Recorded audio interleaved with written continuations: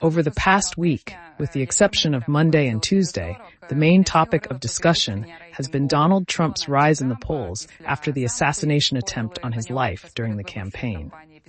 The wound he received in the ear became a trend among Americans and Republicans. As a result, Joe Biden later issued a statement announcing his withdrawal from the election and recommending Vice President Kamala Harris. Can we assume that Kamala Harris will compete with Trump? I think we can safely assume that Kamala Harris will be a serious competitor. Whether it will be a worthy competition or not will be judged by the Americans themselves, who will either favor her with a higher percentage of votes than they predicted for Mr. Biden or a lower percentage. But it is clear that in terms of energy and her public appearances,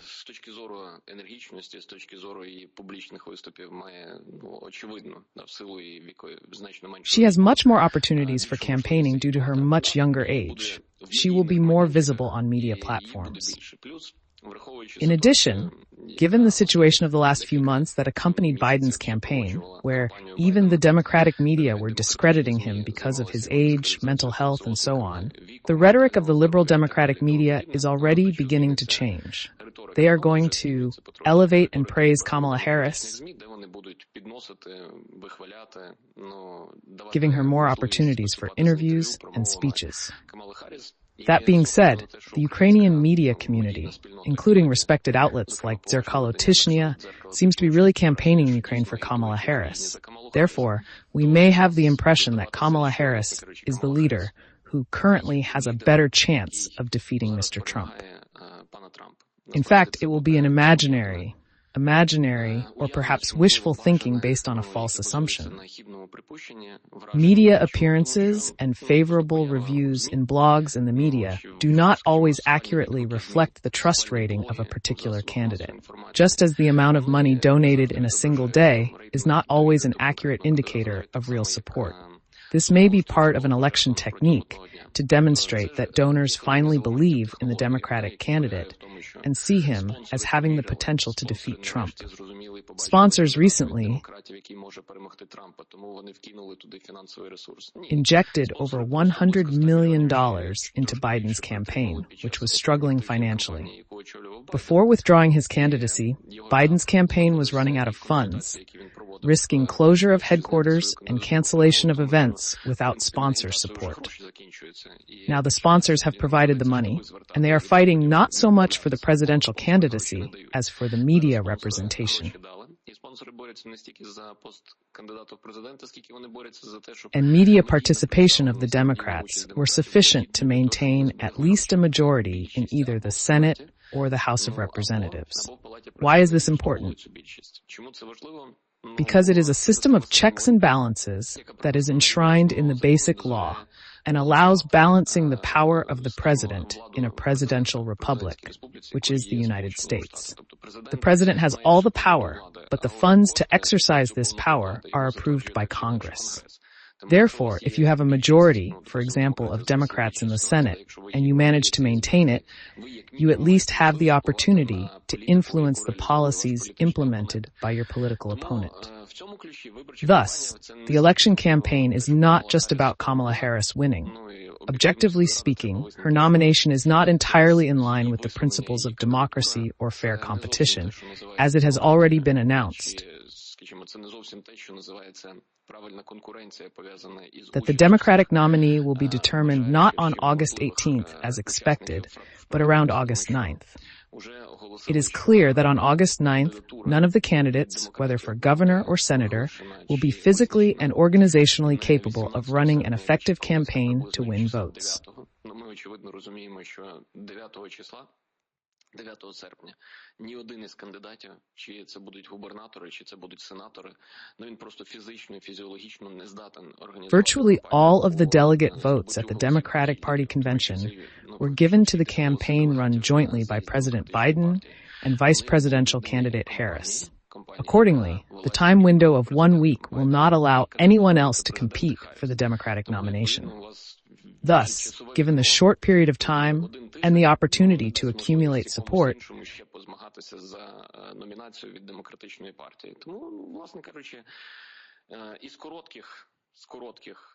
Kamala Harris is the main candidate, so the media agenda will be centered around her.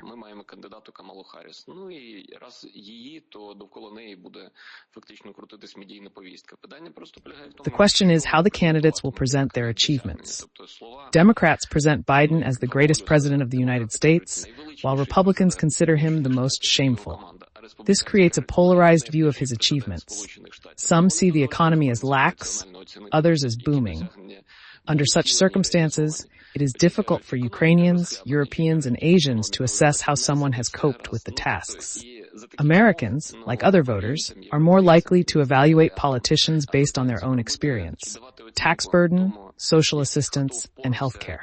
If Kamala Harris fails to prove herself significantly as Senate president or does not achieve significant success in the international arena, she may be perceived as simply part of Biden's team.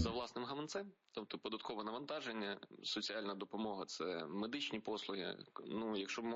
Якщо вони здатні структурувати діяльність Камали Харріс, навряд чи вони щось більше ніж про ЛГБТ. Her accomplishments will be mainly discussed in the context of her ties to Biden and her representation of certain topics, such as LGBTQ+ and immigration. Therefore, she will be mostly presented in the media as a person who is considered part of the good or bad in the context of her connection to Biden, without significant independent contributions.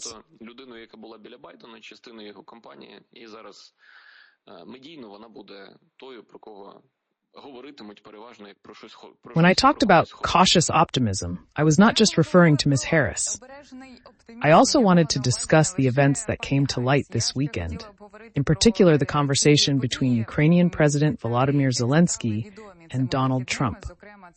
The phone conversation did take place, and we were even informed that they discussed a possible meeting. Obviously, it is too early to talk about the exact scope or location of this meeting. This is also emphasized by the president's press service. But the fact that this conversation took place is of some interest.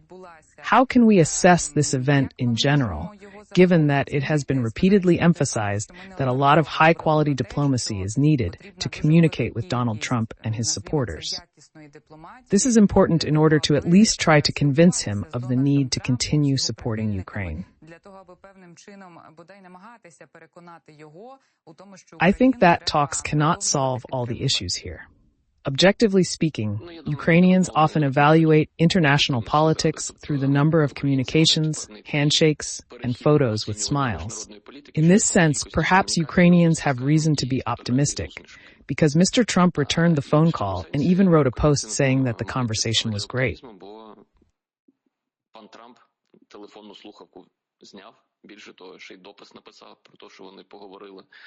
So in this context, there seems to be no reason for concern or worry because everything went well. The president of Ukraine also confirmed that the conversation was positive. In addition, there are plans for a possible visit by Trump, perhaps even with the people mentioned by Mr. Nikiforov. In particular, it could be Mr. Tucker Carlson, who sat next to Donald Trump at the event and is expected to interview Volodymyr Zelenskyy. Thus, our relations with the Republicans or the conservative establishment in the United States may take on new colors. From a media content perspective, the outlook looks optimistic. However, from a political point of view, we need to take into account the Republican Party's program approved in early July.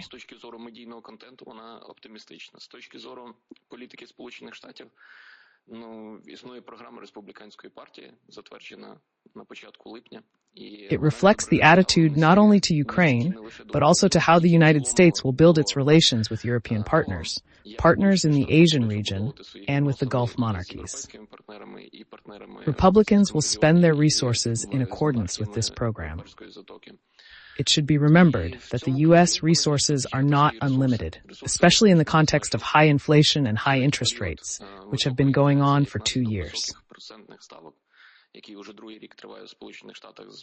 This has forced them to spend about $1 trillion a year, which is a huge amount even for the United States, to service its foreign debt. When the conservative agenda is centered on cutting non-core spending and reducing the budget deficit, it is necessary to cut spending on everything that is not a priority. This is a pragmatic approach that is consistent with the assessment of opportunities and available resources. As part of this pragmatic assessment, the United States will focus on where its foreign policy priorities are most important. Today, these priorities are not centered in Europe. Again, I emphasize that this is not about Ukraine, but about Europe as a whole. For the United States, the priority is for Europe to strengthen its own defense capabilities. Europe, as their partner, has the capacity to develop its own military-industrial complex and the financial resources to ensure its own security. On terms of relative equality, Europe is now providing transatlantic security, which was previously 90% guaranteed by the United States. The United States is looking at ways to curb China's development and expansion. Therefore, in this vein, in relation to Ukraine and support for Ukraine, the United States has taken measures during the Biden administration. It's a joint document signed at the level of the North Atlantic Alliance. This is a €40 billion financing package that will be provided to Ukraine, and all countries will contribute to this fund proportionally that are members of the North Atlantic Alliance. In terms of GDP, there will be a certain parity between European countries and North American countries. Relatively speaking, the Europeans will contribute about €25 billion, and the United States about €15 billion. The question of whether this is too much or too little, whether it will be enough or whether more is needed, should now be addressed to the Democrats. Our president attended the NATO summit, which can provide guidance on the direction of arms supplies support and its implications for us. The 2025 budget, approved by the Democratic majority together with the Republicans, will be in effect until September 2025. Therefore, it will be implemented regardless of who is in the administration.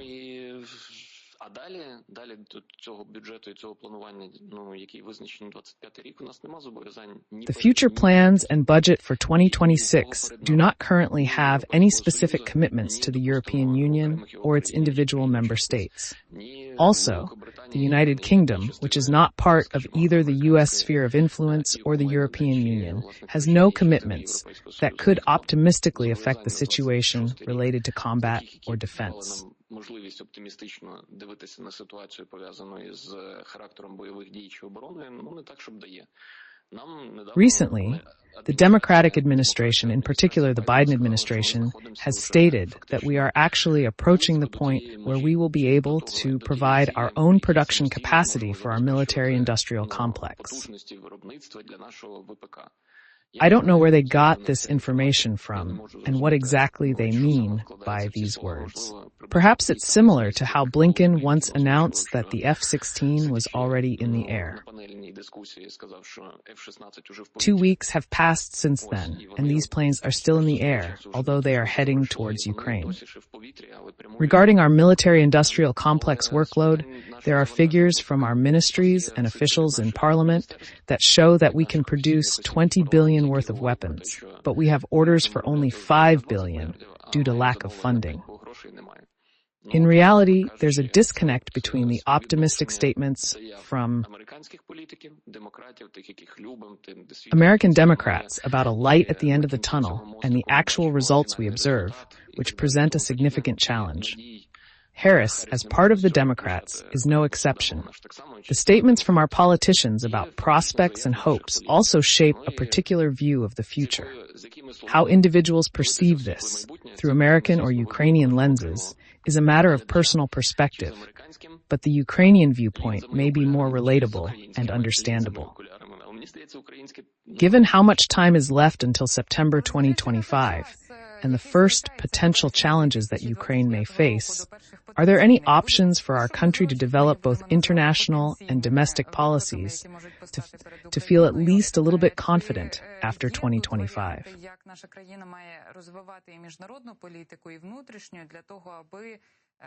Почуватися бодай трохи впевнено після 25-го року, тому що ми говорили попереднього разу про те, що As we discussed earlier, every year the assistance from our allies is decreasing, although it is still significant because it is billions of dollars. However, if we talk about financial and military assistance, then with every year of full-scale invasion, this assistance becomes more and more modest. An optimist might say that we are getting billions of dollars. Оптиміст скаже, слухайте, нам дають мільярди доларів. Реаліст скаже, нам дають мільярди доларів, треба їх збити. A realist, when gathering billions, must compare them to the costs incurred by the enemy and assess whether the balance is fair. Despite this realistic approach, the balance may not be in our favor. This is even without taking into account the conversion of prices to a single equivalent, since the prices of our partners and the prices, for example, in the Russian Federation at their own military-industrial enterprises are completely different.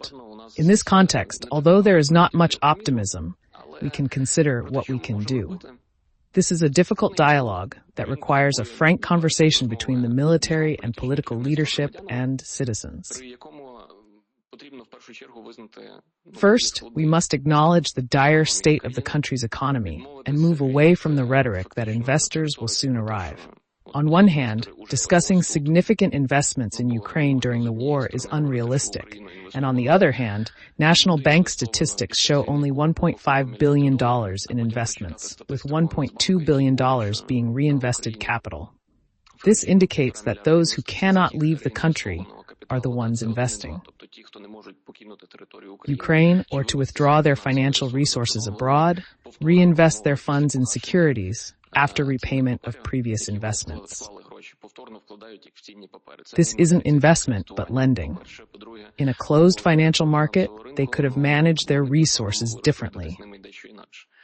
That is, any changes in politics, economics, or models of coexistence should begin with the recognition of existing problems or realities. After that, in the context of realizing the situation, decisions are made that will allow it to change. If we are talking about the external contour, the next step should be to diversify foreign policy relations depending on what your economy has to offer. This includes both European Union and non-European Union countries, as well as markets in Africa or the Middle East.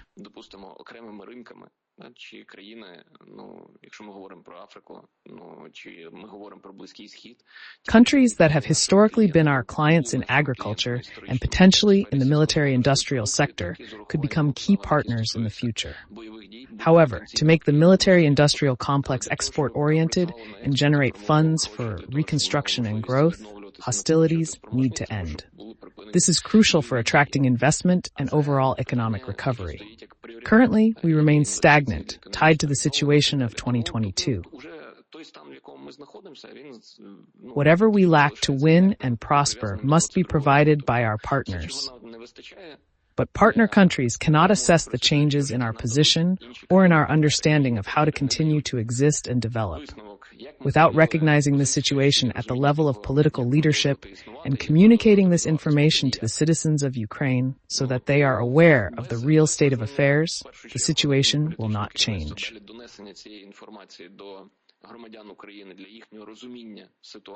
It's vital that information is shared through both official channels and everyday conversations.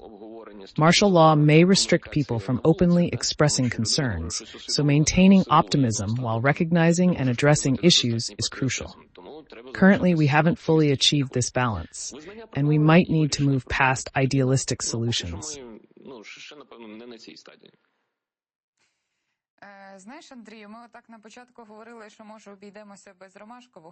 Yes, we are optimistic, absolutely. I won't even ask you about the pessimistic scenario, because even chamomile tea won't save you.